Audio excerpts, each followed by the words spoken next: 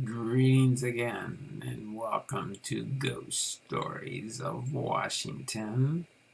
Ghosts in Public, Chapter 3, Ghosts in Public.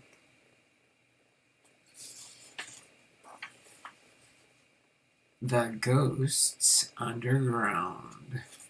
I'm frequently asked to name my favorite ghost story, and I find that very difficult request to fulfill. So many of the tales I've collected over the years have been extraordinary. That is, virtually impossible to name one above the rest. One type of supernatural story, however, does stand out for me. Tales of ghosts in public places. When large numbers of people with nothing in common witness identical signs of an otherworldly presence at the same place or time, those encounters are especially difficult to dismiss.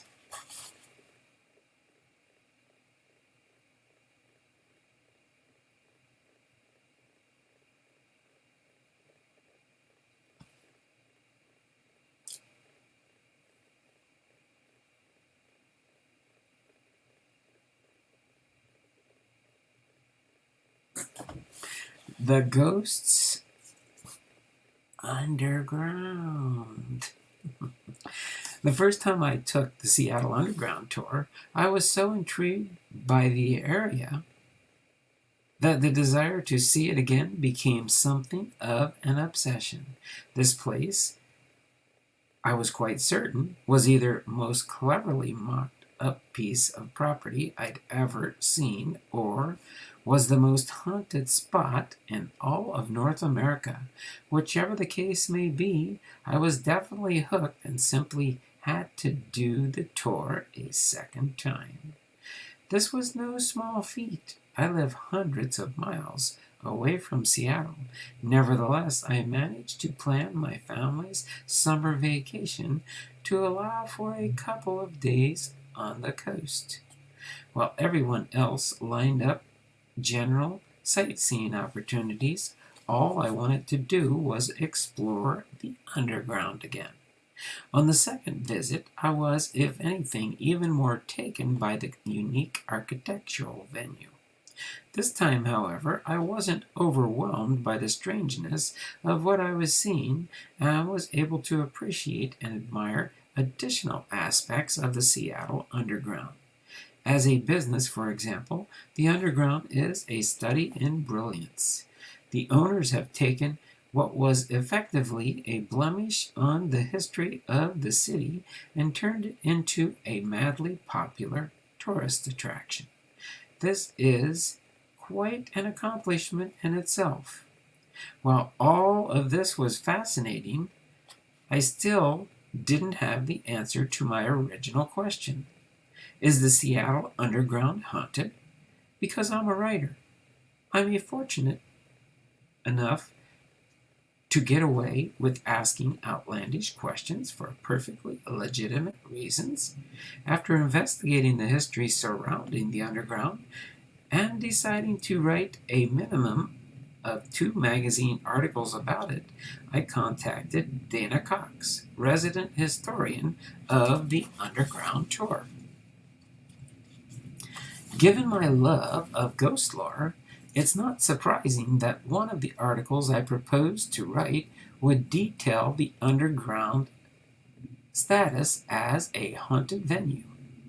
And of course, to write that one, I needed to determine whether the eerie feelings that I had experienced in the place were naturally occurring or merely the result of some carefully constructed atmosphere. Much to my surprise, the truth lay somewhere between my initial premises. Although the Seattle Underground is certainly accepted by a great many people as being haunted, numerous employees, all of whom have spent many hours in the subterranean labyrinth, have never seen or even sensed anything supernatural. As for the place being purposely created to look spooky, well, the original settlers Those responsible for the development of the city of Seattle are the ones who should take credit or blame for that. Without their rather distorted principles, none of the fun or ghosts of this inimitable urban environment would exist. Seattle, as we know it today, is actually the second incarnation of the city. The first consisted of a maze of wooden sidewalks surrounded by wooden buildings that, because the area was practically below sea level, had to sit atop stilts, wooden ones, of course. This thoughtless scheme for urban development was nothing more than a fire waiting to happen. On June 6, 1889, the inevitable occurred. A 24-year-old apprentice of the cabinetmaker's shop knocked over a vat of hot glue. The fire caused by the young man's clumsiness effectively reduced the entire city to cinders. Amazingly, there was no loss of life. After the dust settled and the timbers cooled, the city fathers should have realized they now had the opportunity to rebuild properly. They could raise the level of the land so that the replacement buildings would not have to perch precariously on supports. Unfortunately, this process would have taken more time than money than the pioneer entrepreneurs were willing to spend. To ensure that the city's commerce could resume as quickly as possible, the businessmen erected replacement buildings immediately, while planning to raise the land around those structures at a later date. This meant that shops and services were opening and operating again quickly. But it also meant that what was currently a ground floor location would, once enough landfill had accumulated around it, became a basement with no direct access to the outdoors. The level that had been built as the second floor soon became street level. For a while, particularly during the Klondike Gold Rush in the late 1890s, the subterranean stores continued to operate, demonstrating their typical consideration. The city planners placed ladders at street corners. If people wanted to access shops that were now below ground, they simply climbed down the ladder and went to the store's shop, and climbed back up to the street when their transactions were complete. Not surprisingly, this system quickly lost its appeal. The underground stores attracted fewer and fewer customers. Businesses that could not afford the move transferred their facilities up a story. Predictably, the quality of business remaining beneath the level declined steadily until eventually respectable people simply didn't go underground at all. At that point, Seattle's cellar became home to some of the fairly disreputable establishments. In 1907, the area was condemned as being unfit for human habitation and was officially vacated. Unofficially, however, the basement maze became a shelter to vagrants and to ghosts. That period was to date the longest chapter in the history of the Seattle Underground. Little changed from 1907 until the mid-1960s, when an imaginative and energetic journalist named Bill Spidell began his work to resurrect the underground. Spidell argued that the area was a legitimate and unique piece of local history, and that if he was interested in the aspect of Seattle's past, then maybe other folks would be too. It took many volunteers thousands of hours to muck through years of detritus, but Spidell's dream finally did come true. On May of 1965, on the day that the Seattle Chamber of Commerce designated as Know Your Seattle Day, 500 curious citizens lined up for a glimpse at the strange remnant of their city's history. The interest in seeing the underground has never waned since. Today, the tour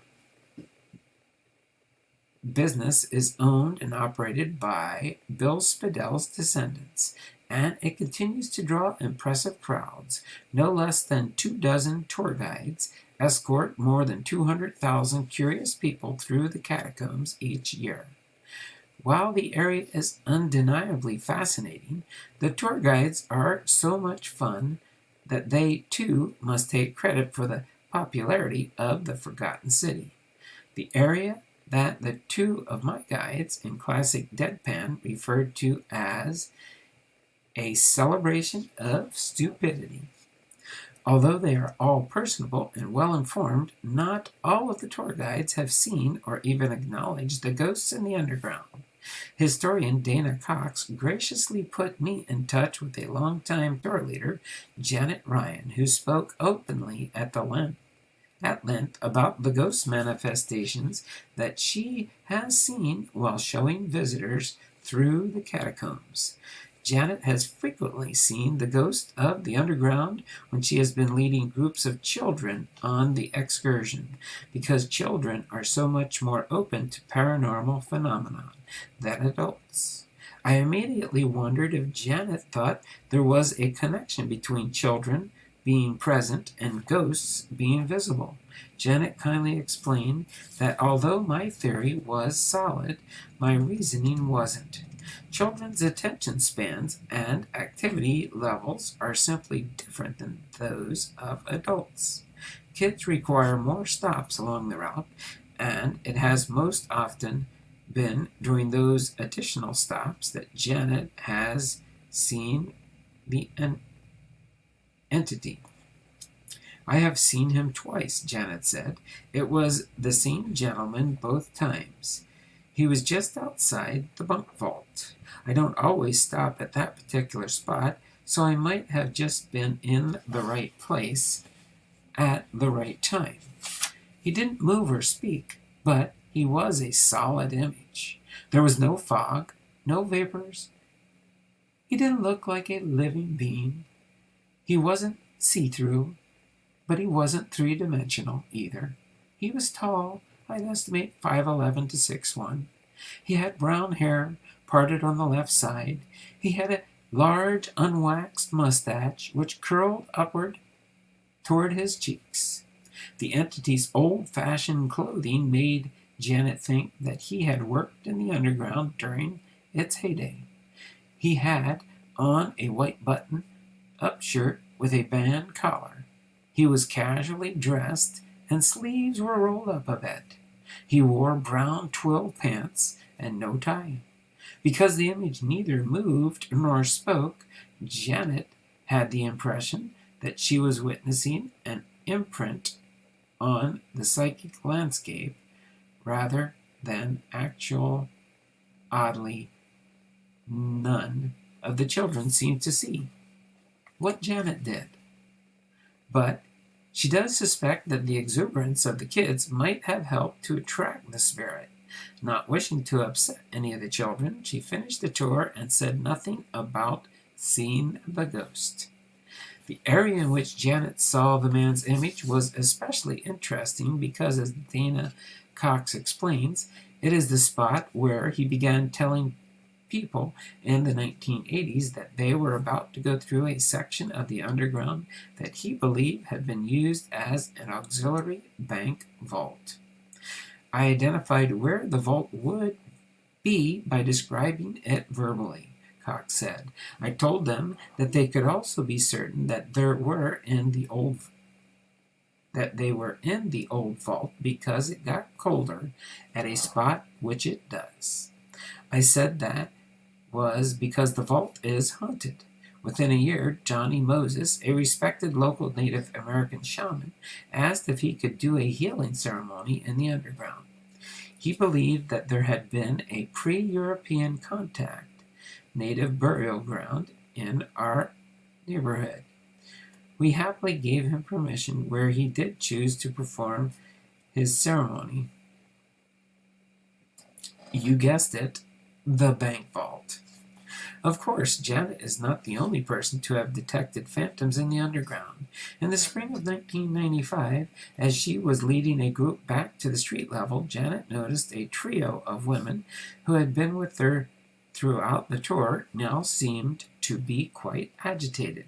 She approached the threesome and asked if any of them was feeling ill. She was assured that physically all the women felt fine. When pressed, one of the three replied that, cryptically, there were a lot of visitors by the bank vault. Janet soon realized that they had spotted the ghost and confessed that she had, on other occasions, also seen the entity. Janet's unquestioning acceptance of their statement gave the women the courage to elaborate and reveal that they had also seen 3 Native American people. Those sightings did inspire Janet, as she had been led to understand that a native burial ground had existed in the spot long before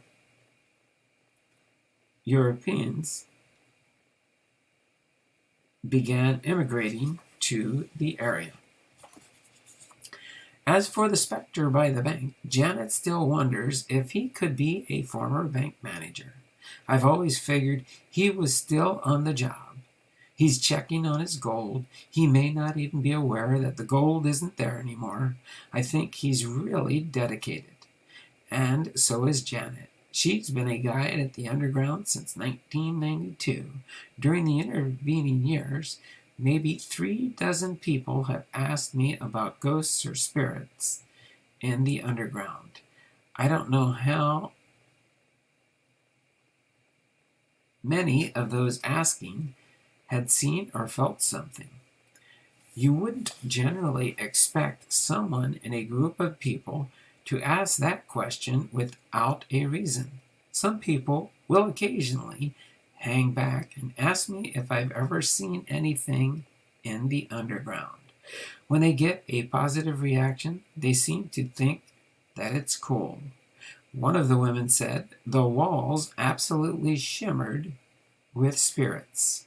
Janet's stories helped me to accept the underground, my own fascination with the haunted underground, after learning that an episode of the 1970s television series The Night Stalker, starring Darren McGavin, had revolved around the underground.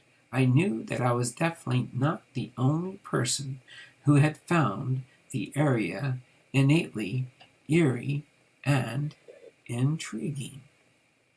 How interesting a story. Hopefully you enjoyed this first part of Chapter 3, Part 1, The Ghosts Underground. We'll see you in our next episode. Take care and have a wonderful and great night. Bye for now.